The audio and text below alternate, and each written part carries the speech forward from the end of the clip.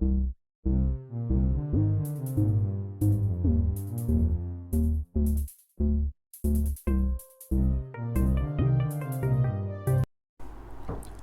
Students, welcome to my YouTube channel commerce classes by Vishal sir. आप सभी का मेरे YouTube channel commerce classes by Vishal sir में एक बार फिर से हार्दिक स्वागत है।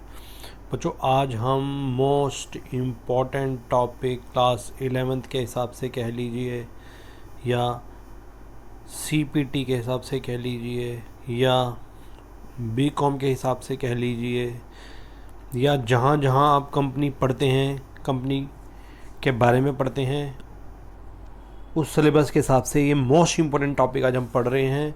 Very very most important topic, बहुत इंपॉर्टेंट टॉपिक है।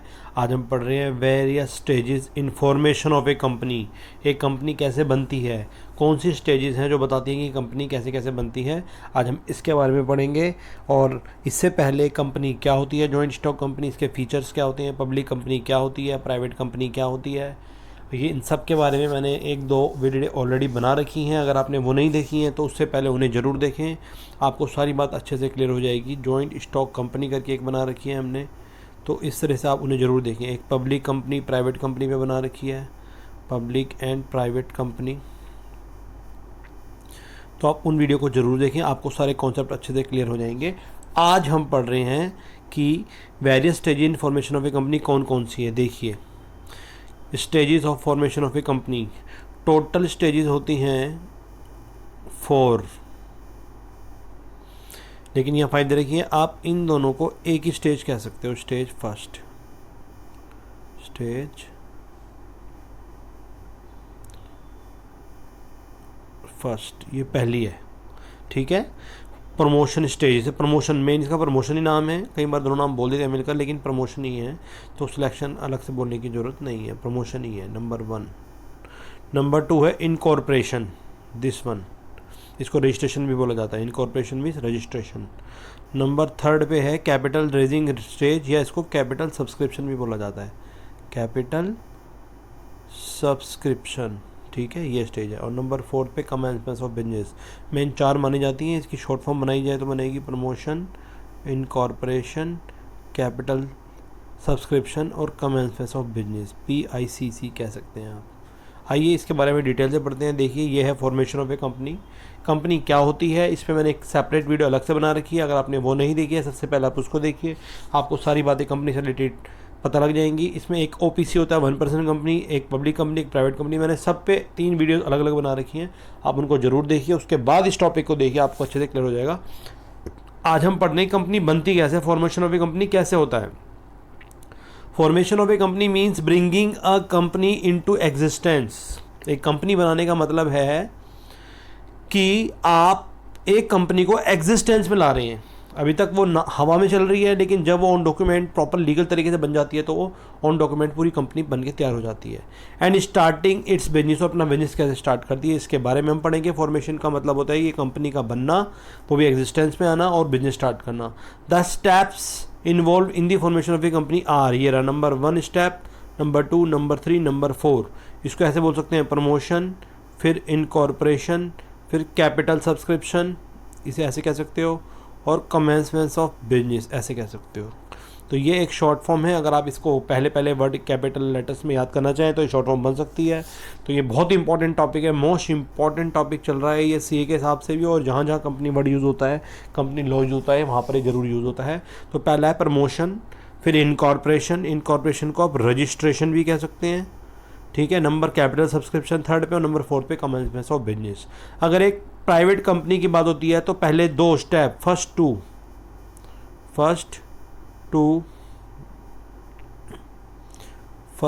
टू स्टेप्स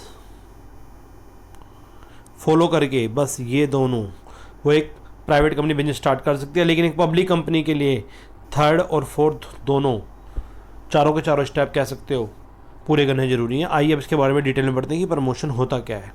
देखिए, लिखा भी हुआ है, a private company has to undergo only first 2 steps.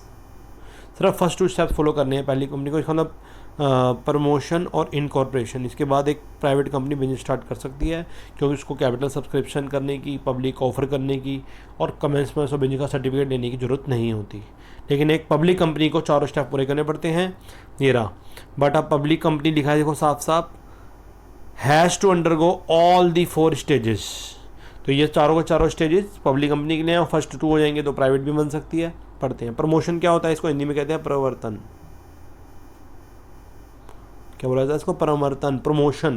Promotion means convincing a business opportunity and taking an initiative to form of a company. सबसे पहले आप क्या कर रहे हैं, प्रमोशन का क्या मतलब हुआ, एक बिजनेस अपॉर्चुनिटी को कंसीव करना और एक इनिशिएटिव लेना ताकि कंपनी बन सके। प्रमोशन जो है कंपनी का फर्स्ट स्टेज है, इसमें कंपनी बनेगी, क्या कंपनी होगी, आपके माइंड में कोई आइडिया आ रहा है उसके हिसाब से देखा जाता है, फिर उसको फॉर्म में कैसे लाया जाए, ये सब काम प्रमोशन में होते हैं। और इन काम को जो करते हैं उन्हें हम बोलते हैं प्रमोटर्स। प्रमोटर्स बोला जाता है उन्हें, प्रवर्तक कहते हैं हिंदी में। तो ये क्या करते हैं, देखिए पढ़ते हैं इसके बारे में, ध्यान से देखिए। आइडेंटिफिकेशन ऑफ बिजनेस अपॉर्चुनिटी, सबसे पहले क्या करा जाता है, the first and foremost function of a promoter, ये मैं बता रहा था प्रमोटर का, is to identify business idea. सबसे पहले एक प्रमोटर जो होता है, कंपनी हम अपने आप नहीं बना सकते, प्रमोटर्स होते हैं वो एक काम करते हैं, कंपनी ही बना के देते हैं। तो सबसे पहले प्रमोटर्स एक बिजनेस आइडिया जो होते हैं आइडेंटिफाई करते हैं। For example production of a new product और सर्विसेज, मान लो आप क्या नया बनाना चाहते हैं, क्या नई सर्विसेज देना चाहते हैं, उसके बारे में सबसे पहले बिजनेस अपॉर्चुनिटी को पहचाना जाता है सबसे पहले। फिर है फीजिबिलिटी स्टडीज़। फीजिबिलिटी स्टडीज़ का मतलब क्या होता है, आफ्टर आइडेंटिफाइंग ए बिजनेस अपॉर्चुनिटी, पहला स्टेप हो जाने के बाद the promoters undertake detailed studies of technical, financial, economical feasibility of A business. किसी भी बिजनेस को स्टार्ट करने से संबंधित उसकी टेक्निकल, उसके फाइनेंशियल और उसकी इकोनॉमिक सारे भी उसके प्रोज एंड कॉन्स देखे जाते हैं बिजनेस के, कि हमें क्या क्या करना पड़ेगा, उसकी डिटेल स्टडी की जाती है कि टेक्निकल क्या एस्पेक्ट पड़ेगा इसका, फाइनेंस हमें कहाँ कहाँ से लाएंगे इसका, ठीक है, टेक्निक कौन सी यूज़ करेंगे, इकोनॉमिक में इसका क्या होगा, तो सब चीज़ें देखी जाती है, इसे बोलते हैं फिजिबिलिटी स्टडीज़। नंबर 3 पे देखा जाता है फिर नेम अप्रूवल। जब फर्स्ट 2 काम हो जाते हैं, 2 ये जो हैं फंक्शंस हो जाते हैं, after selecting the name of the company the promoter submit an application to the registrar of the company for its approval. जब वो पहले 2 काम हो जाते हैं, फिर नाम, हमें एक बहुत अच्छा सा नाम चुनना पड़ता है, और नाम की भी अलग अलग कंडीशन है, रॉयल, क्वीन, एम्परर, एम्प्रेस, कुछ ऐसे नाम है जो सेंट्रल जो हैं नाम से कुछ मिलते जुलते होते हैं, सेंट्रल गवर्नमेंट का नाम हो गया, इस तरह ये नाम नहीं होने चाहिए, इसके लिए स्पेशल परमिशन लेनी पड़ती है, सेंट्रल गवर्नमेंट तब रख सकते हैं, तो नाम बड़े हिसाब से चुनना पड़ता है। तो प्रमोटर्स जब कंपनी का नाम सेलेक्ट कर लेते हैं, उसके बाद एक एप्लीकेशन रजिस्ट्रार ऑफ कंपनीज होता है, जो कंपनी की सारी एंट्री को रजिस्टर करके रखता है, उसे रजिस्ट्रार ऑफ कंपनीज कहते हैं। सारी डिटेल कंपनी की आपको रजिस्ट्रार के पास मिल जाएगी, ठीक है, अप्रूवल के लिए हमें भेजना पड़ता है। नंबर 4 पे हम क्या कर रहे हैं, fixing up signatories to the memorandum of associations. एक होता है मेमोरेंडम ऑफ एसोसिएशन, एक होता है आपका article of association. Memorandum of association होता है और एक होता है आर्टिकल ऑफ एसोसिएशन, MOA और AOA। इन दोनों पे मोस्ट इंपॉर्टेंट टॉपिक हैं, ये बहुत ही इंपॉर्टेंट टॉपिक है कॉन्सेप्चुअली समझने के लिए। CA में, CS में, BCom में, कंपनी लो जहाँ जहाँ लगता है, 11th में, 12th जहाँ भी लगता है वहाँ मोस्ट इंपॉर्टेंट है। मैंने इस पर एक सेपरेट वीडियो बनाई है, वो आप जरूर देखना, इससे अगली वीडियो है, आपको सारे कॉन्सेप्ट क्लियर हो जाएंगे।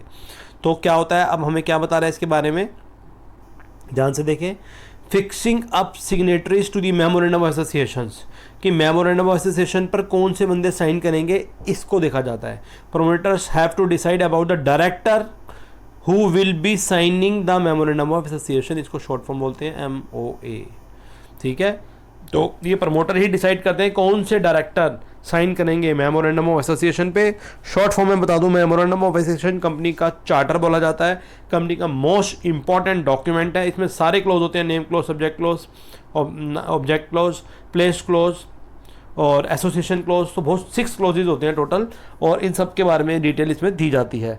तो ये प्रमोटर डिसाइड करते हैं कि इसके मेमोरेंडम ऑफ एसोसिएशन ये भी जमा होता है जब कंपनी रजिस्टर हो रही होती है, तो उस पर किसके साइन होंगे इसमें यहाँ डिसाइड किया जाता है। नंबर 5 पे हम बोलें तो अपॉइंटमेंट ऑफ प्रोफेशनल्स, कुछ प्रोफेशनल्स रखे जाते हैं, चार्टर्ड अकाउंटेंट, लॉ वाले होते हैं, LLB होते हैं, ठीक है, बैंकर्स हैं, ऑडिटर्स हैं, इन सब में रखे जाते हैं। तो प्रमोटर अपॉइंट करते हैं, मर्चेंट, बैंकर्स, ऑडिटर, इन सबको प्रमोटर ही अपॉइंट करते हैं, इन्हें प्रोफेशनल्स का अपॉइंटमेंट बोला जाता है। और नंबर 6 पे कह रहा है preparation of necessary documents, the promoters prepare the certain legal documents such as memorandum of association, जिसको मैं बता रहा था आपको, MOA, एक होता है आर्टिकल ऑफ एसोसिएशन जिसे हम शॉर्ट फॉर्म में बोलते हैं AOA, which has to be submitted to the registrar of the company. So ये वाले डॉक्यूमेंट भी सारे जमा कराने पड़ते हैं प्रमोशन के फंक्शन में, ठीक है। ये पहला हो गया प्रमोशन, फिनिश। नंबर हम सेकंड की बात कर रहे हैं, अब हम सेकंड की बात कर रहे हैं। सेकंड है इनकॉर्पोरेशन। इनकॉर्पोरेशन या इसको आप कह सकते हैं रजिस्ट्रेशन,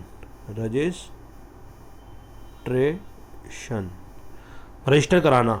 इनकॉर्पोरेशन मीन्स रजिस्ट्रेशन, लिखा भी हुआ है देखिए, of the companies as a body corporate under the companies act. ये पहले का था, अब ये हट गया है, अब आपका हो जाएगा कंपनीज एक्ट 2030 में रजिस्टर कराना पड़ेगा, ठीक है। अब चेंज हो गया है, पहले 1956 होता था, लेकिन अब हम बात करेंगे कंपनीज एक्ट 2013 की।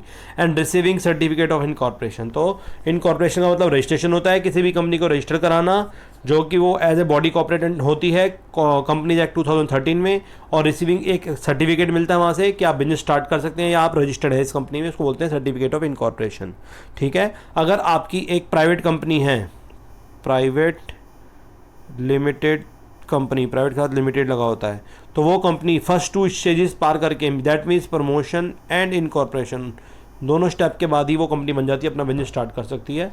लेकिन एक जो पब्लिक कंपनी होती है उसको आगे के 2 स्टेप हो रहे हैं, कैपिटल सब्सक्रिप्शन और कमेंसमेंट ऑफ बिजनेस का सर्टिफिकेट देना, वो जरूरी होते हैं। अब हम पढ़ रहे हैं कि स्टेप्स फॉर इनकॉर्पोरेशन में कौन कौन से स्टेप्स हैं। आपको रजिस्टर कराने के लिए क्या करना पड़ेगा? सबसे पहले एप्लीकेशन फॉर इनकॉर्पोरेशन, आपको एप्लीकेशन देनी पड़ेगी रजिस्टर कराने के लिए। Promoters makes an application for the incorporation of the company to the registrar of the company. सारा का सारा काम रजिस्ट्रार ऑफ कंपनी के पास होता है। तो सबसे पहले आप एक एप्लीकेशन लिखकर अप्लाई करेंगे, या जैसे भी फॉर्म है ऑनलाइन फॉर्म वगैरह भर के अप्लाई करेंगे कि हम अपनी कंपनी रजिस्टर कराना चाहते हैं रजिस्ट्रार के पास। नंबर सेकंड पे आ जाएगा फिलिंग ऑफ नेसेसरी डॉक्यूमेंट। कुछ डॉक्यूमेंट्स होते हैं जो मोस्ट इंपॉर्टेंट होते हैं, प्रमोटर्स को वो फाइल्स करने पड़ते हैं सारे डॉक्यूमेंट। कौन कौन से? मेमोरेंडम ऑफ एसोसिएशन, जो मैं आपको बार बार बोल रहा हूँ, MOA। फिर होता है आर्टिकल ऑफ एसोसिएशन, AOA। इन दोनों के बारे में डिटेल में अगली वीडियो बनाई है, आप वो देखना, आपको सारी बात बहुत अच्छे से क्लियर हो जाएगी। बहुत इंपॉर्टेंट टॉपिक है। आगे कह रहा है स्टेटमेंट ऑफ ऑथोराइज कैपिटल, ये भी देखनी पड़ती है कि ऑथोराइज कैपिटल का स्टेटमेंट क्या है। Consent of propose director, propose director कौन कौन से हो सकते हैं, प्रपोज का मतलब भविष्य में होने वाले। और नंबर 5 पे agreement with propose managing director, MD बोलते हैं इसको शॉर्ट फॉर्म में, जो मैनेजिंग डायरेक्टर उसके साथ हमारे एग्रीमेंट क्या होंगे। और स्टैचुरी डिक्लेरेशन, कुछ डिक्लेरेशन स्टैचुरी फॉर्म का होता है which is compulsory by law, कानून के द्वारा जरूरी होता है, वो हमें देना होता है। तो ये सारे डॉक्यूमेंट हमें जमा कराने पड़ते हैं इनकॉर्पोरेशन के लिए। सेकंड है। नंबर 3 पे क्या करना पड़ता है? Payment of fees along with the filling of about document. Form भरेंगे पहले आप, फिर आप कुछ डॉक्यूमेंट जमा कराएंगे जो पीछे पड़े थे हमने 6। उसके बाद एक रजिस्ट्रेशन फीस होती है जो आपको डिपॉजिट करानी पड़ती है, which depends on amount of the authorise capital. आप ऑथोराइज कैपिटल क्या होती है? जितने से आप रजिस्टर्ड है, रजिस्टर्ड कैपिटल है, वो उसके हिसाब से आपको अपनी पेमेंट ऑफ फीस जमा करानी पड़ती है, ठीक है। नंबर 4 पे होता है रजिस्ट्रेशन फिर या incorporation. The registrar verifies all the document. Registrar सबसे पहले आपके वेरीफाई करेगा सारे डॉक्यूमेंट जो आपने जमा कराए हैं। If he is satisfied then he enters the name of the company in the register, ठीक है। तो कंपनी के रजिस्टर में कंपनी का नाम जो रजिस्ट्रार है लिख देगा, आपकी कंपनी इसका मतलब रजिस्टर्ड हो गई। और नंबर 5 सर्टिफिकेट ऑफ इनकॉर्पोरेशन, आपको एक सर्टिफिकेट मिल जाएगा इनकॉर्पोरेशन या रजिस्ट्रेशन का after entering the name of the company in the register. जब रजिस्ट्रार आपका नाम सारी फॉर्मेलिटीज पूरी करके फीस लेके सारे कुछ चेक करके आपका नाम कंपनी के रजिस्टर में लिख लेगा, तो the registrar issue the certificate of incorporation. तब वो एक सर्टिफिकेट ऑफ इनकॉर्पोरेशन इशू करेगा कि this is called the birth certificate of the company. आपकी कंपनी का जन्म का सर्टिफिकेट माना गया, जैसे बर्थ सर्टिफिकेट होता है किसी इंसान का। अब आपकी कंपनी रजिस्टर्ड हो चुकी है और लीगल फॉर्म में आ चुकी है, ठीक है। ये पहली 2 स्टेज तो प्राइवेट कंपनी के लिए बहुत हैं। इन पहली 2 स्टेज पे एक प्राइवेट कंपनी अपना बिजनेस स्टार्ट कर सकती है, लेकिन एक पब्लिक कंपनी की बात करें, अगर हम पब्लिक कंपनी की बात करें तो उसको सारे के सारे 4 स्टेजेस, ऑल 4 स्टेजेस पार करने पड़ते हैं, ठीक है। अब एक थर्ड पर रहे हैं कैपिटल सब्सक्रिप्शन। अब कैपिटल सब्सक्रिप्शन का मतलब आप पैसे कैसे इकट्ठा करेंगे। सब्सक्रिप्शन का मतलब होता है पैसे देके खरीदना, लोगों को प्रपोज मतलब ऑफर करना और फिर उनके पैसे लगवाना कंपनी में। तो कैसे रहेगा आपका? पढ़ते हैं। Public company can raise funds from the public by issuing shares and debenture.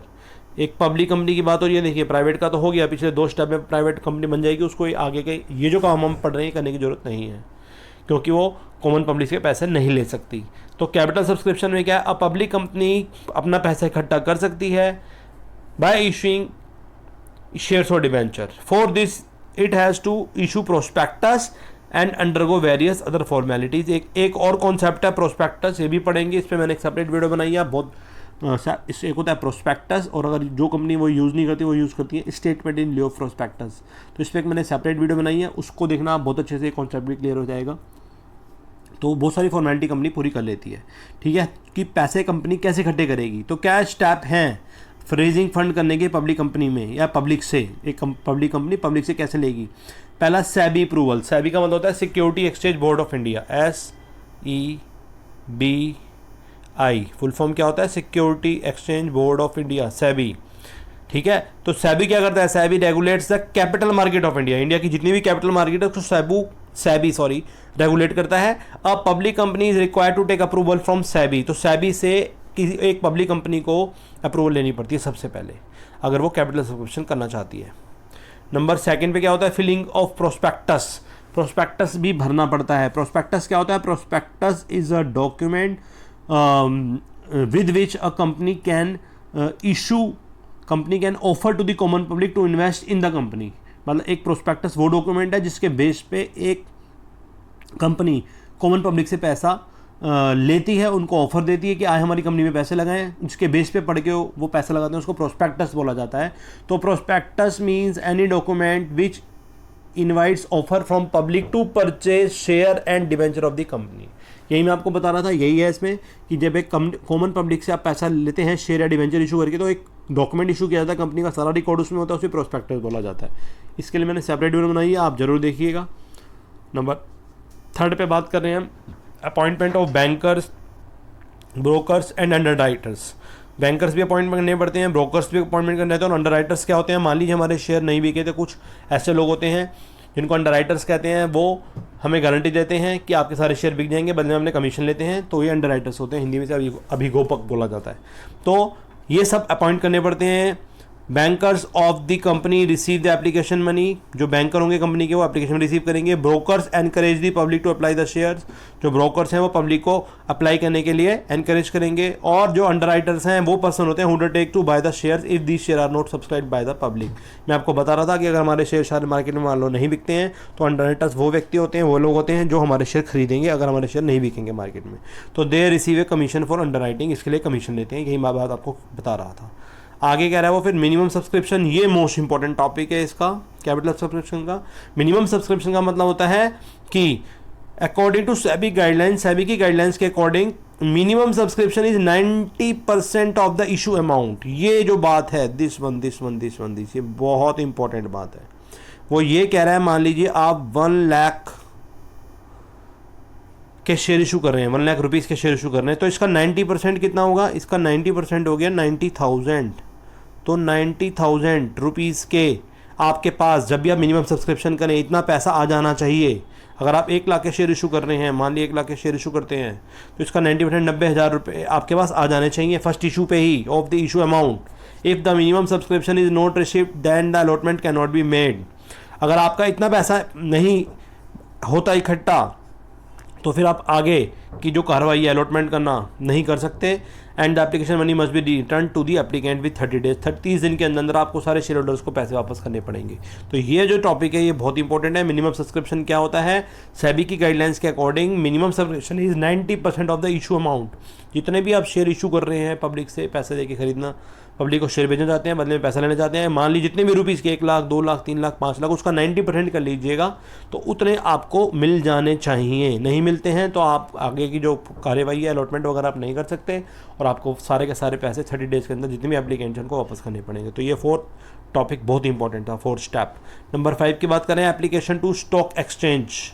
It is necessary for a public company to list their shares in the stock exchange, therefore the promoters apply in stock exchange to list company shares.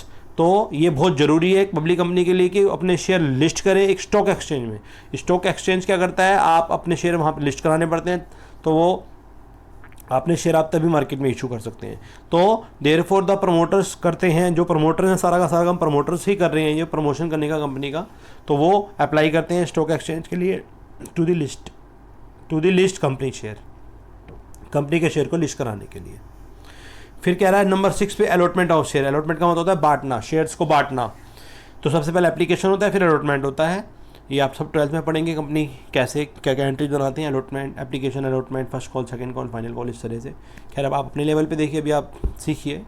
Allotment of share means acceptance of share applied. Allotment का मतलब होता है कि जिन्होंने apply किया था आप उनको हाँ कर रहे हैं बाद में कि हाँ जी आपके शेयर एक्सेप्ट हो गए हैं, अब आप और पैसे भेजिए। Allotment letters are issued to the share holders, फिर इशू किए जाते हैं जो भी शेयर होल्डर्स हैं। अगर आपको 90% आपका इशू का मिल जाता है तो आप अगला स्टेप अलॉटमेंट का करते हैं। इसका मतलब होता है वो लेटर इशू किए जाते हैं, जो शेयर होल्डर जिन्होंने अप्लाई किया था हमको लेटर इशू करते हैं कि हाँ भाई आपके शेयर एक्सेप्ट हो गए हैं, अब आप अलॉट कर रहे हैं हम इनको, और आप अपने जो बचा हुआ पैसा भेजिए। The name and the address of the share holders submitted to the registrar, नाम और एड्रेस शेयर होल्डर्स के रजिस्ट्रार के पास सबमिट कर दिए जाते हैं। और लास्ट स्टेप है कमेंसमेंट ऑफ बिजनेस, मतलब बिजनेस को स्टार्ट करना। To commence business a public company has to obtain a certificate of commencement of business. एक जो पब्लिक कंपनी है पहले 3 स्टेप पूरे करके चौथे स्टेप में उसको एक कमेंसमेंट ऑफ बिजनेस का सर्टिफिकेट लेना पड़ता है रजिस्ट्रार से। For this the following document have to be filled with the registrar of the company. ये वाले डॉक्यूमेंट जमा कराने पड़ते हैं। कौन से हैं ये रे? Number 1, A declaration that 90% issue of the amount has been subscribed. वही जो मिनिमम सब्सक्रिप्शन वाली बात आ रही थी, जितना आपने इशू करे थे शेयर उसका 90% अमाउंट आपको मिल चुका है। Number 2, a declaration that all directors have paid in cash in respect of allotment of share made to them. जितने भी डायरेक्टर्स हमारी कंपनी के होंगे सब ने उनके हिस्से में कुछ शेयर होते हैं, वो शेयर उन्होंने खरीद लिए और हमें पैसा मिल गया है। ठीक है।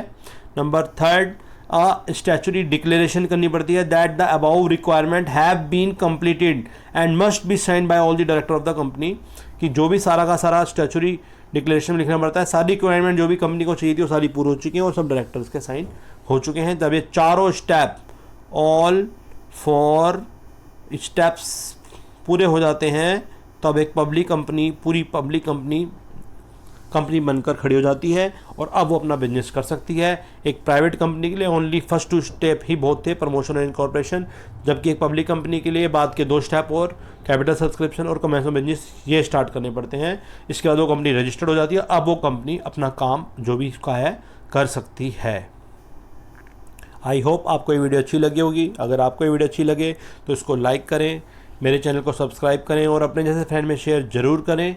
बच्चों इसके बाद मैंने इसी पर ही अभी 2 वीडियोज़ और बनाई हैं, एक्चुअली पार्ट 1, 2, 3 भी कह सकते हैं। सेकंड है मेमोरेंडम ऑफ एसोसिएशन और आर्टिकल एसोसिएशन, क्या होते हैं, इनमें डिफरेंस क्या है। और थर्ड है prospectus and statement loss prospectus, कौन से होते हैं और ये क्या होते हैं, इनमें कंटेंट्स क्या होते हैं। तो आप सारी वीडियो अच्छे देखिए, कंपनी का फॉर्मेशन आपको बहुत अच्छे समझ में आएगा। ये बहुत टेक्निकल बात है। CPT और BBA, BBMS, जहाँ जहाँ कंपनी लॉ लगता है आगे आपकी ग्रेजुएशन की पढ़ाई में, वहाँ ये कंपनी लॉ जरूर काम आएगा। बहुत इंपॉर्टेंट टॉपिक है, बहुत ध्यान से समझिए।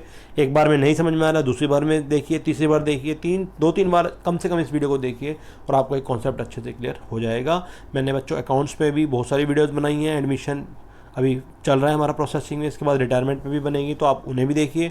और आपके छोटे भाई बहनों के लिए मैंने 11th क्लास में अकाउंट और बिजनेस की भी बहुत सारी वीडियोस बनाई हैं, उन्हें भी मोटिवेट कीजिए ताकि वो मेरे चैनल से जुड़े रहें और अच्छे से कॉमर्स की पढ़ाई करते रहें। इन सभी के लिए आपका इस चैनल को देखने के लिए स्पेशली बहुत बहुत धन्यवाद और अगेन थैंक यू।